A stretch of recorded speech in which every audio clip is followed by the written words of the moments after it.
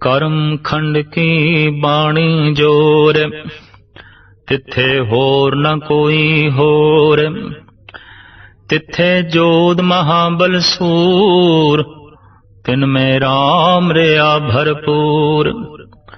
तिथे सीतो सीता महिमा माए, ताके रूप न कथने जाए।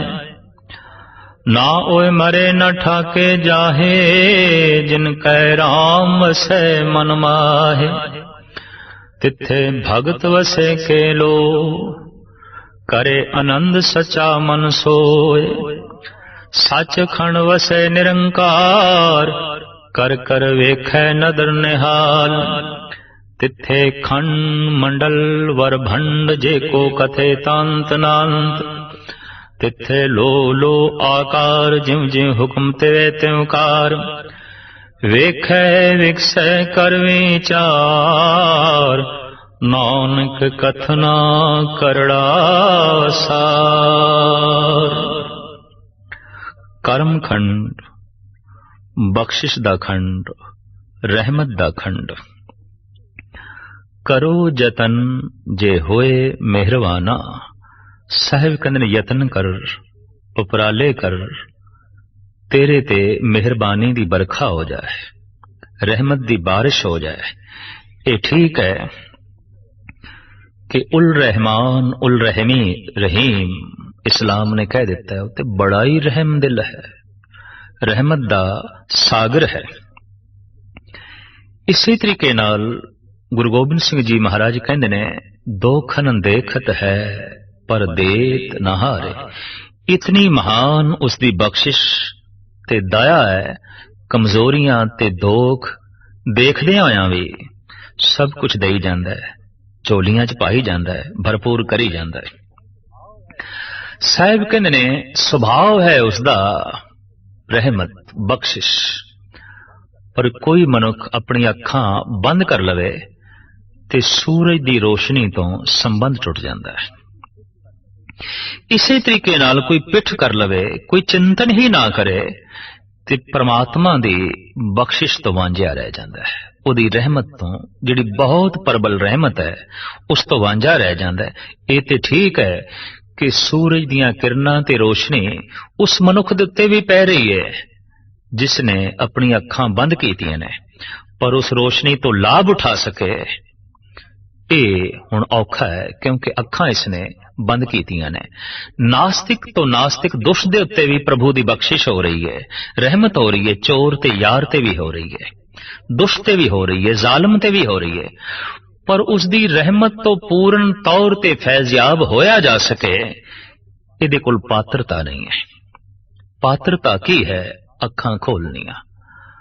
धार्मिक साधना ते सत्संग है इस वास्ते कि मनुख अपने आप नू इस योग बना लवे, इतनी पात्रता प्राप्त कर लवे कि परमात्मा दी बख्शिश दे नाल इदा पात्र भर जाए, इदा भांडा भर जाए। महाराज कहते हैं ओ करम खंड, ओ जो बख्शिश दा खंड है, ये परशिंदा लफ्ज है करम। करम खंड की बाणी जोर, बख्शिश दा जो खंड है, रहमत दा जो खंड है, इत्थों दी बनतर, इत्थों दी अवस्था जोर वाली है। जिथे तीसरे खंड दी अवस्था बड़ी सुंदर कही, उत्थे चौथे खंड दी अवस्था बारे साहिब कहंदे ने ये जोर वाली है। बल इत्थे पहुंचे होया मनुख ताकतवर हो जाता है।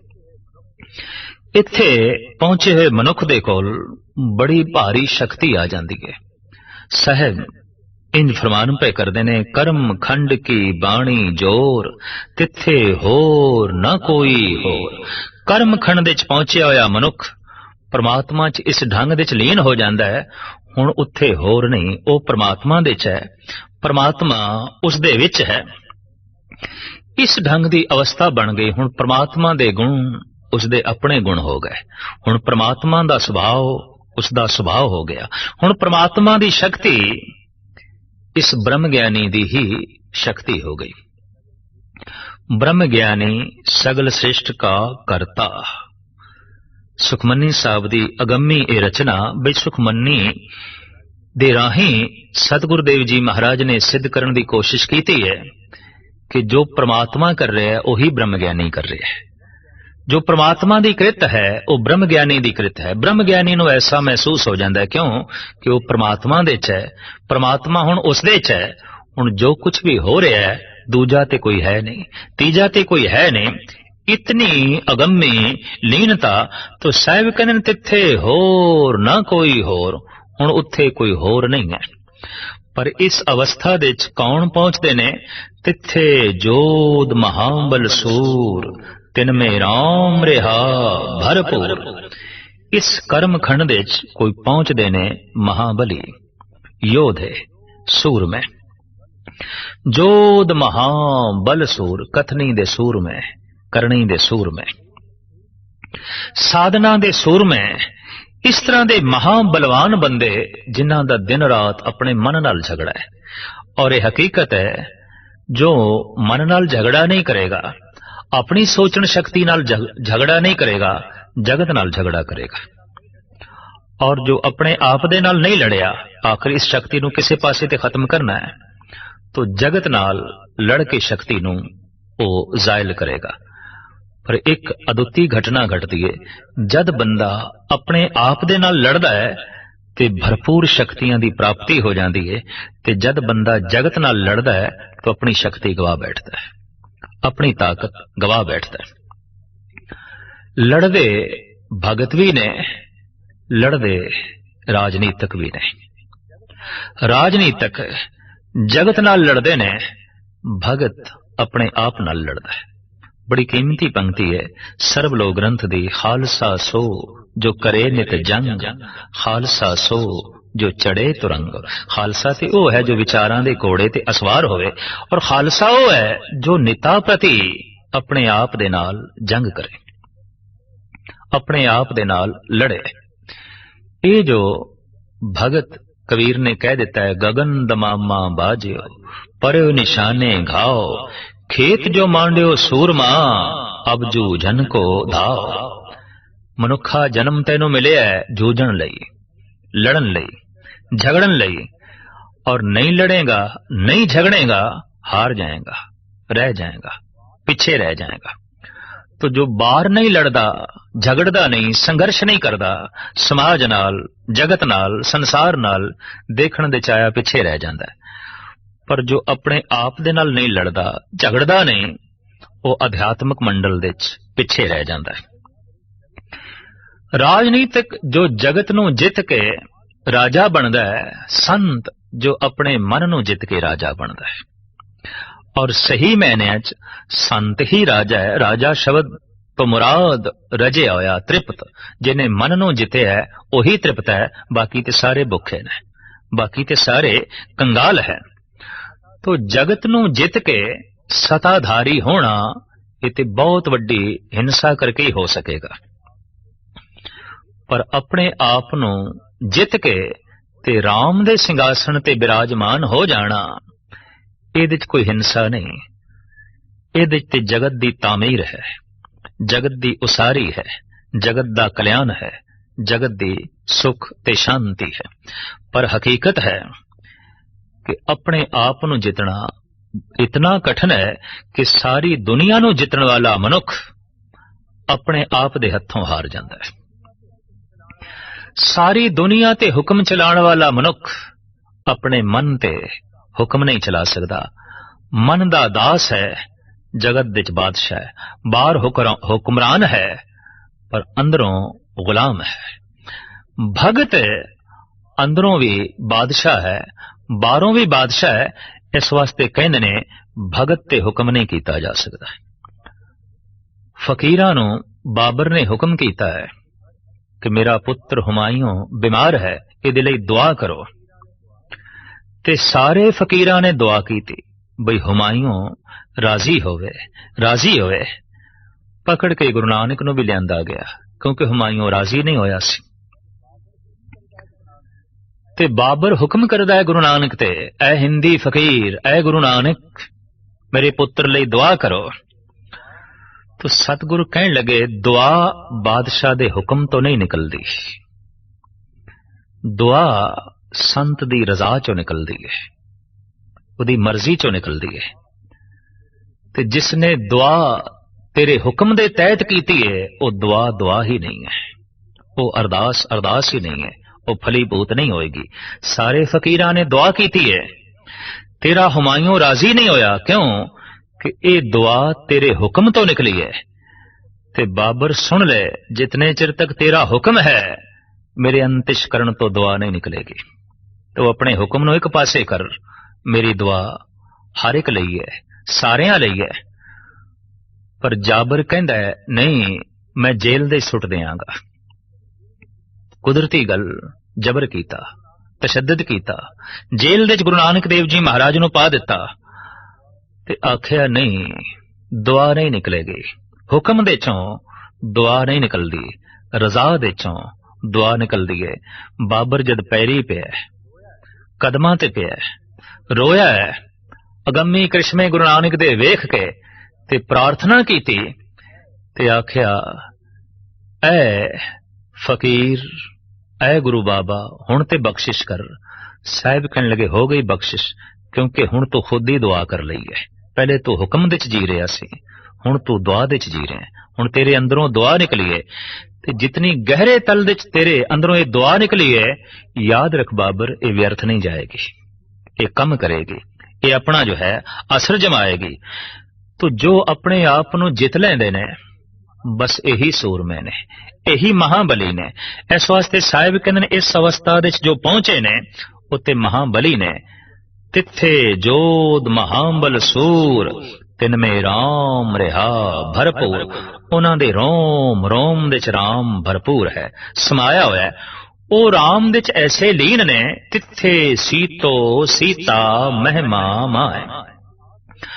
उन्होंने अपने आप नूं परमात्मा दे च इस ढंग नाल ओत प्रोत कीता है, भाव सी लिया है। महाराज कहने कि उन्हां दे रूप हुण बयान ही नहीं कीते जा सकते, एक मिक हो गए ने, तांके रूप ना कथने जाए। परमात्मा दे च ऐसे ओत प्रोत होए ने, परमात्मा दे नाल उन्होंने अपने आप नूं ऐसा सी लिया है, एक मिग कर लिया है। जितना हुण परमात्मा सुंदर है उतने ही सुंदर हो गए ने, हुण जितना परमात्मा महान है वो उतने ही महान हो गए ने। लिहाजा हुण इन्हां दी महिमा और इन्हां दे रूप बयान तो परे हो गए ने। साहिब कहते ना ओए मरे न ठाके जाए। इस तरह दे जिहड़े जोधे महाबली ते सूरमे ने कतई मरदे नहीं। शरीर ते मरण धर्म है, लेकिन वो अमर तत्व नूं प्राप्त हो गए, हुण मुड़ के नहीं मरनगे। इत्थों मुराद ये है हुण नहीं मरनगे। भाव आम जगत जमदा है मरदा है, जमदा है मरदा है, जम जम मरे मरे फिर जमे, बहुत सजाए पया देस लम्मे। ये हुण नहीं मरनगे, क्यों कि इन्हां नूं परम जिंदगी दी प्राप्ति हो गई है। नानक बद्धा घर तहां जिथे मिरत ना जन्म जरा। हुण इन्हां दी मौत नहीं होवेगी, इन्हां नूं अध्यात्मक जिंदगी दी प्राप्ति हो गई है। महाराज कहंदे ने इस तरह दे जिहड़े पुरुष ने ये विकारां दे हत्थों हुण मन दे हत्थों ठगाए नहीं जांदे। देखण विच आया सारी दुनिया नूं ठगण वाला बंदा अपने मन दे हत्थों ठगा जांदा है। सारी दुनिया नूं ठगण वाला मनुख अपने आप तो ठगा जाता है, और ये कितनी वड्डी अनगहली है। साहिब कहंदे ने इस अवस्था दे पहुंचे हुए मनुख ठगांदे नहीं। इन्हां नूं क्रोध नहीं ठग सकदा, इन्हां नूं लोभ नहीं ठग सकदा, इन्हां नूं तृष्णा नहीं ठग सकदी, इन्हां नूं मोह नहीं ठग सकदा, इन्हां नूं अहंकार ते काम नहीं ठग सकदा, इन्हां नूं झूठ ते निंदा ठग नहीं सकदी। जबकि आम बंदा कदम कदम ते ठगा जांदा है, भगत कदम कदम ते इन्हां नूं ही ठग लैंदा है। ये गल वखरी है कि भगत जगत दे ठगा जाए, लेकिन भगत विकारां तो कदी अपने आप नूं नहीं ठगांदा, और वो लोभ दे उत्ते उसदी फतेह हुंदी है, हंकार दे उत्ते उसदी फतेह हुंदी है। वो इन्हां नूं ठग लैंदा है, ये विकार भगत नूं नहीं ठग सकदे। तो साहिब कहंदे ना ओए मरे ना ठाके जाए, जिनके राम वसे मन माए। जिन्हां दे मन दे च राम वसदा है, ना वो कदी मरदे ने ते ना ही कदी जो है ठगाए जांदे ने। तिथे भगत वसे के लोए। इस अवस्था दे च कई लोकां दे भगत वसदे ने। भाव कर्मखंड दे च ये नहीं कि सिर्फ एक तबके, एक मजहब या एक शहर या एक प्रांत या एक मुल्क दे बंदे पहुंचते ने। नहीं, साहिब कहते ने इस अवस्था दे विच कई लोकां दे भगत पहुंचते ने। गुलाब दा बूटा जे हिंदुस्तान दे च लाइए ते गुलाब देंदा है, पर जे ਉਹ ईरान दे च भी ला दईए ते अक दे फुੱਲ नहीं उगदे, उत्थे भी गुलाब दा ही फुੱਲ ਹੁੰਦਾ है। ਉਸੇ ਬੂਟੇ ਨੂੰ ਕਿਸੇ ਯੂਰਪ ਦੇ ਦੇਸ਼ ਦੇ ਚ ਲਾ ਦਈਏ ਤੇ ਉਹਦੇ ਚ ਕੜਤੁੰਮਾ ਨਹੀਂ ਪੈਦਾ ਹੋਵੇਗਾ, ਉਹਦੇ ਚੋਂ ਵੀ ਗੁਲਾਬ ਦਾ ਫੁੱਲ ਪੈਦਾ ਹੋਵੇਗਾ। तो ਸਾਹਿਬ ਕਹਿੰਦੇ ਨੇ जिस धरती ਦੇ ਚ, जिस मुल्क ਦੇ ਚ, जिस कौम ਦੇ ਚ जिथे भी कोई परमात्मा ਦਾ नाम ਲੈਂਦਾ ਹੈ ਉਹ गुलाब ਦੀ ਤਰ੍ਹਾਂ खिड़ उठदा है। इस वास्ते भगत अनेकां प्रांतां दे हुंदे ने, कई देशां दे हुंदे ने और कई लोकां दे हुंदे ने। साहिब कहंदे इस कर्म खंड दे च कई पुरियां दे कई लोकां दे भगत ने, तिथे भगत वसे के लोए। अगर इस अवस्था दे च वेखना होवे समुचे जगत नूं ते हर देश दे अनेकां भगत आवणगे। हर देश ने अनेकां ब्रह्म ज्ञानी खुदा तरस और खुदा शनास फकीर पैदा कीते ने। हर देश ने संत ते भगत पैदा कीते ने। अगर एक मुल्क इस ढंग दा दावा करे साडे देश दे संत पैदा होए ने, भगत पैदा होए ने, तां इसदा ये मतलब नहीं किसी होर देश विच कोई संत पैदा ही नहीं होया, भगत पैदा ही नहीं होया। हर देश दे हर युग दे भगत पैदा होंदे ने। हर जुग जुग भगत उपाया पैज रखदा आया राम राजे। अगर कोई ये भी आखे कि सतयुग दे भगत होए ने हुण नहीं, साहिब कहंदे नहीं, हर युग दे भगत होंदे ने, हर समय दे भगत होंदे ने। जैसे हर समय दे सूरज होया, चंद्रमा होया, हर समय दे फुल खिड़दे ने। जे अज तो हजारां साल पहले फुल खिड़दे सन तां हुण भी फुल खिड़दे ने। ये ठीक है कि अज तो हजारां साल पहले भी कंडे सन, अज भी कंडे ने। तो भगत जे अज तो हजारां साल पहले सन तां हुण भी ने, ते जे शैतान अज तो हजारां साल पहले सन तां हुण भी ने। हरनाकश पहले भी सी हुण भी है, प्रहलाद पहले भी सन हुण भी है, राम पहले भी सी हुण भी है, रावण पहले भी सन हुण भी ने। अनेकां दी असमत लुट्टण वाले, अनेकां नूं तबाह ते बर्बाद करन वाले अज भी मौजूद ने। इत्थे हर युग दे चाहुंदे ने, हर समय दे चाहुंदे ने और हर थां ते आउंदे ने। साहिब कहंदे ने तिथे भगत वसे के लोए। इस अवस्था दे कई लोकां दे भगत आके वसदे ने। भाव कर्म खंड दे पहुंचदे ने कई देशां दे भगत, कई प्रांतां दे भगत। करे आनंद सचा मन सोए। मन दे परमात्मा दी सच्ची शोभा उन्हां दे वसी हुंदी है। इस वास्ते परम आनंद नूं प्राप्त होके रस माणदे ने, खेड़ा माणदे ने। सच खंड वसे निरंकार। अध्यात्मक मंडल दी पंजवीं अवस्था सच खंड, परमात्मा की सच। जो सच है वो परमात्मा है, जो परमात्मा है वो सच है। इस अवस्था दे पहुंच के साहिब कहंदे ने मनुख सच दे लीन हो जाता है। ते वो सच की है? महाराज कहंदे निरंकार, आकार तो रहत, वजूद तो रहत, चक्र चैन और बरन जात और पात न हिंजे, रूप रंग और रेख बेख को कह न सकत के। ऐसा जो निरंकार है, ऐसा जो सच है, ਉਹਦੇ ਚ भगत जद लीन होंदे ने ते इस तरह दे भगत नूं कहंदे ने सच खंडवासी हो गया। बड़ा कीमती शब्द है जो असी मुर्दियां नाल जोड़ के रख दिता है। कोई मर जाए तो असी कह देने फलाना सचखंड वासी हो गया। नहीं, जो जीवदियां जी परमात्मा च लीन होया, सच दे च लीन होया, ਉਹੀ सचखंड वासी है।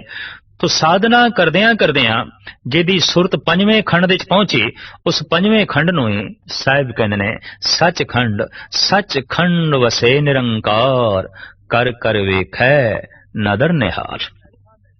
उत्थे उसनूं ऐसा महसूस होंदा है कि परिपूर्ण परमात्मा सारियां ते निगाह कर रहा है, सारियां ते दृष्टि कर रहा है और अपनी दृष्टि दे राही सारियां नूं निहाल कर रहा है, सारियां नूं महान बना रहा है। तिथे खंड मंडल वर भंड, उत्थे उसनूं ऐसा महसूस होंदा है अनेकां ही खंड ने, अनेकां ही ब्रह्मंड ने। भाव खंड दे ब्रह्मंड दे छोटे छोटे टुकड़े ने और उन्हां सारियां दे भगत ने ते भगतां दे परमात्मा है।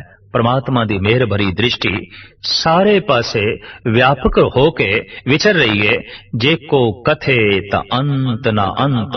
हुण इस सचखंड में ही अवस्था दा अगर कोई कथन करे ता अखीरला शब्द उदी रसना तो ये निकलेगा कोई अंत नहीं, कोई अंत नहीं, बेअंत है, बेअंत है, बेअंत है। तिथे लो लो आकार, उत्थे कई लोकां दे आकार दिखाई देंदे ने। भाव सचखंड दे च पहुंच के मनुख नूं जद अनेकां खंडां ब्रह्मंडां दा बोध हुंदा है तां उसनूं पता चलदा है जीवन कई तरह दा है, जिंदगी कई तरह दी है, और कई तरह दे लोक ने, कई तरह दे मनुष्य ने, और कई तरह दे बेशतर जो है जीव ने, अनेकां आकार ने, अनेकां ही उन्हां दे जीवन दे जो है ढंग ने। ये सिर्फ उसके सोच मंडल दे च ही नहीं उसनूं दिखाई दे रहा हुंदा है। ज्ञान खंड दे ते उसदी सोच मंडल दे च आउंदे ने, पर सच खंड दे च उन्हों सब कुछ दिखाई दे रहा है, उन्हों सब कुछ महसूस हो रहा है। ज्यों ज्यों हुक्म तिवें त्यों कार। फिर उसनूं ऐसा महसूस होंदा है जिवें जिवें सारियां दे उत्ते परमात्मा आप हुक्म कर रहा है, तिवें तिवें जीव वो कम कर रहे ने, तिवें तिवें उन्हां दा जीवन दा ढंग है। सब कुछ परमात्मा दे विच है, परमात्मा सब जीवां दे विच है, और उसकी सता दे नाल सब कुछ हो रहा है। इस तरह दा सचखंड दे च पहुंचे हुए महात्मा नूं बोध होंदा है, उन्होंने महसूस होंदा है। वेखे विकसै कर विचार, सारियां नूं वेख के ते सारियां दी विचार करके परिपूर्ण परमात्मा विकसदा है, खेड़े च आउंदा है, खुश होंदा है। सब कुछ उसदे हुक्म दे च है, और सब कुछ उहदी दृष्टि दे च है। ते जैसे अपनी दृष्टि दे च सब कुछ वेखदा है, साहिब कहंदे ने ओ विकसदा है, ओ खेड़े च आउंदा है, क्योंकि खेड़ा उसदा सुभाव है, विकास उसदी जिंदगी है। हुण इस सब कुछ दा वर्णन करना इंज है, नानक कथना करड़ा सार। इसनूं कथन करना ऐसा है जैसे लोहा चबाना होवे। तो हुण कौन इन्हां दंदां दे नाल लोहा चबावे? नानक कथना करड़ा। ये कथन करना अत्यंत करड़ा है, अत्यंत सख्त है। कितना क सख्त है? सार, जिन्ना के लोहा सख्त है। तो जिवें लोहे नूं मूंह दे च पाना ते चबाना कठिन है, बहुत कठिन है, इस तरह की इस करड़ी अवस्था नूं, इस करड़ी गल नूं, इस महान गल नूं बयान करना अपनी जबान दे राहीं कठिन है, कठिन है। जद भी कोई सचखंड दे च पहुंचे है, उन्हें यही कह देता है कि कहो कबीर गूंगे गुड़ खाया, पूछे तो क्या कहिए, बिसम बिसम बिस्मे ही भई है, लाल गुलाल रंगारे, कहो नानक संतन रस आई है, ज्यों चाख गूंगा मुस्कारे। भाई साहब, भाई नंदलाल कहंदे ने, मगो अजहाले लैली बादले शौरी दा ऐ गोया। नंदलाल दे पागल दिल नूं लैला दा किस्सा ना सुनाओ, संसार दा किस्सा ना सुनाओ, कि शराय किस्सा है मजनू मरा दीवाना में साजद। मैं ते मजनू दा किस्सा ही सुन के, मैं ते परमात्मा दा किस्सा ही सुन के पागल हो गया। हुण मेरे मन विच होर कोई ताब नहीं रही कि तू लैला दी दास्तां सुनावे। मैं ते मजनू दी गल सुन के ही जुड़ गया, मैं ते रब दी गल सुन के ही रब नाल जुड़ गया। हुण संसार दी गल सुनन दी मेरे विच ताब नहीं रही, हुण मेरे विच हिम्मत नहीं रही। मगो अजहाले लैली बादले शौरी दा ऐ गोया, कि शराय किस्सा है मजनू मरा दीवाना में साजद। इस दीवानगी दे उस दीवानमई अवस्था नूं, उस पागलमई अवस्था नूं, उस समाधि लीन अवस्था नूं बयान करना इंज है। साहिब कहंदे ने, जिवें दंदां दे नाल लोहे नूं चबाना होवे, तो जैसा लोहा चबाना कठिन है, सचखंड दी पूर्ण अवस्था नूं जबान नाल बयान करना अत्यंत कठिन है। सच दे च लीन होना मनुखी जिंदगी दा ध्येय है। सच दी प्राप्ति कर लेना मनुख दी मंजिले मकसूद है। सच स्वरूप हो जाना समझ लो लक्ष्य दी प्राप्ति हो गई। ते सच दे च लीन होए मनुख दी ए पहचान उन्हें मिट गए। सफल सफल सफल भई यात्रा, आवन जान रहे मिले सादा। जो सच दे च लीन होया, संसार ते आवना उसदा सफल हो गया, सफल हो गया। जीवन यात्रा सफल हो गई, क्योंकि सच दे च लीन हो गया, सच दी प्राप्ति हो गई। सच आनंद है, सच व्यापक है, सच समान है, सच त्रिगुण अतीत है, और सच सर्व शक्तिमान है। सच दे विच सचियार ही लीन हो सकता है, ਤੇ ਸਚਿਆਰ ਹੀ ਕਰਤਾਰ ਦਾ ਰੂਪ ਹੁੰਦਾ ਹੈ, ਨਿਰੰਕਾਰ ਦਾ ਰੂਪ ਹੁੰਦਾ ਹੈ। तो पहली पौड़ी के अंदर गुरु बाबे ने मनुख की इस मूल समस्या का जिक्र किया है कि वह सचियारा होइए कि वह कूड़ है टुटे पाल, किवें झूठ की कंध टुटे ते किवें सचियार होया मनुख सच दे च लीन होके निरंकार दा रूप होवे, सचियार दा रूप होवे, आनंद दा सोमा बने।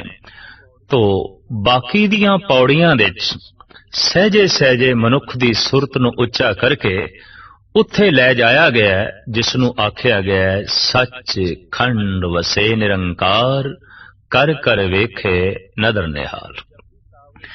दरअसल जपजी साहब दे मूल गल्लां भी ये तिन ने कि किवें मनुख सचियार होवे ते सचियार होण दी मूल साधना की है ते साधना तो बाद उपलब्धि की है। तो जप ते सच दा ही करना है, आद सच जुगाद सच है भी सच, नानक होसी भी सच।